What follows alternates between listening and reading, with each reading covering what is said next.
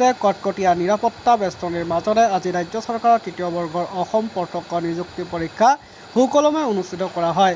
ৰাতিপুৱাৰে পৰা পৰীক্ষা কেন্দ্ৰসমূহৰ সন্মুখত পৰীক্ষাৰ্থীৰ ভিৰ কৰা পৰিলক্ষিত হয়। পৰ্বতজৰা মহকুমাৰ বগৰীবাৰী আৰু দেৱীতলা উচ্চ মাধ্যমিক বিদ্যালয় পৰীক্ষা কেন্দ্ৰ দুটাত কটকটীয়া নিৰাপত্তা বেষ্টনীৰ মাজতে পৰীক্ষা অনুষ্ঠিত কৰা হয়। পৰীক্ষা কেন্দ্ৰৰ মূল গেটৰ সন্মুখত পৰীক্ষাৰ্থীক তন্নতন্নকৈ পৰীক্ষা কৰাৰ পাছত সোমাবলৈ দিয়ে আৰক্ষীয়ে। পৰীক্ষাৰ্থীসকলে যাতে ইলেক্ট্ৰনিক ডিভাইচ আৰু অন্য কোনো সামগ্ৰীৰ ভিতৰলৈ যাব নোৱাৰে তাৰ বাবে তন্নতন্নকৈ পৰীক্ষা কৰে আৰক্ষীয়ে।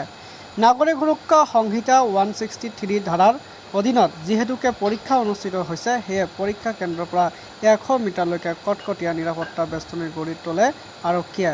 অৱশেষত সুকলমে 1:30 পৰীক্ষা সম্পূৰ্ণ হয় বুলি জানিব পৰা গৈছে।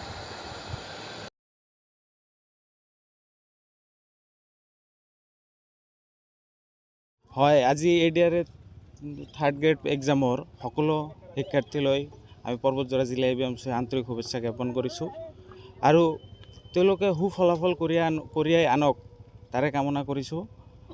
আৰু এই দেৱীতলা হাইস্কুলত কটকটীয়া নিৰাপত্তাৰ যোগেদি ছাত্ৰ ছাত্ৰীসকলে শাৰী পাতি থিয় হৈ সম্পূৰ্ণ সুস্থ পৰিৱেশ এটা দেখা গৈছে। এইবাবে আমি আৰক্ষী প্ৰশাসনক ধন্যবাদ জ্ঞাপন কৰিছোঁ। চৰকাৰলৈ আমাৰ এইটোৱে আহ্বান, ভাল লাগিছে আৰক্ষী প্ৰশাসনৰ দ্বাৰাই কটকটীয়া নিৰাপত্তাৰ ভাৱে সুস্থভাৱে পৰীক্ষা লৈ আছে। এই ক্ষেত্ৰত আমি চৰকাৰলৈ ধন্যবাদ জ্ঞাপন কৰিছোঁ। বিভিন্ন পৰীক্ষাত কিন্তু বিসংগতি দেখিবলৈ পোৱা যায়।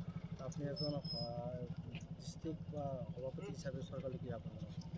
চৰকাৰলৈ এইটোৱে আহ্বান, যিহেতু দেখা গৈছে যে আজি সমগ্ৰ অসমলৈ নেট কৰ্তন কৰা হৈছে, এইটো ভাল পদক্ষেপে লৈছে বুলি ভাবোঁ, মই অনুভৱ কৰোঁ। যিহেতুকে বৰ্তমান ইণ্টাৰনেটৰ যোগেদি যিকোনো বিসংগতি হওক বা যিকোনো ধৰণৰ কিবা হওক, এইটো ইণ্টাৰনেটৰ যোগেদি হয়।